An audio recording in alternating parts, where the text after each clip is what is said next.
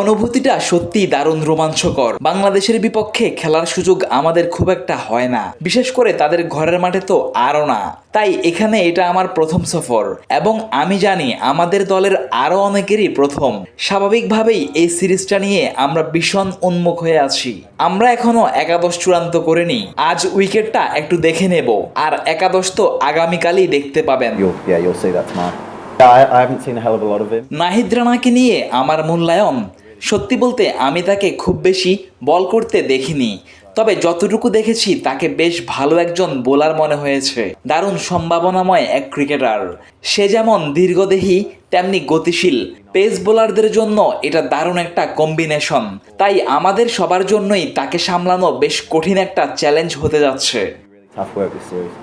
In terms of this series, এই সিরিজের কথা বলছেন, সত্যি বলতে লড়াইটা দারুণ জমজমাট হতে যাচ্ছে। আমরা আগেও যেমনটা বলছিলাম, অস্ট্রেলিয়া আর বাংলাদেশের মুখোমুখি লড়াইয়ের সুযোগ খুব একটা হয় না। তাই আমি জানি আমাদের ছেলেরা মাঠে নামার জন্য মুখিয়ে আছে। আমরা সবাই এখানকার কন্ডিশনে খেলতে এবং নিজেদের মেলে ধরতে ভীষণ উদগ্রীব। in these conditions, I think it's always আমার মনে হয় বাংলাদেশের বিপক্ষে খেলাটা সবসময় বেশ চ্যালেঞ্জিং। ওরা দল হিসেবে ভীষণ ভারসাম্যপূর্ণ, আর স্বাভাবিকভাবেই এবার আপনারা খেলছেন নিজেদের ঘরের মাঠে। আমাদের দলের অনেকেরই আগে এখানে খেলার অভিজ্ঞতা নেই, তবে আমাদের শক্তির জায়গা হলো নিজেদের ওপর অগাধ বিশ্বাস। তাই সব মিলিয়ে সিরিজটা দারুণ প্রতিদ্বন্দ্বিতাপূর্ণ হতে যাচ্ছে। I think it's going to be a really good series.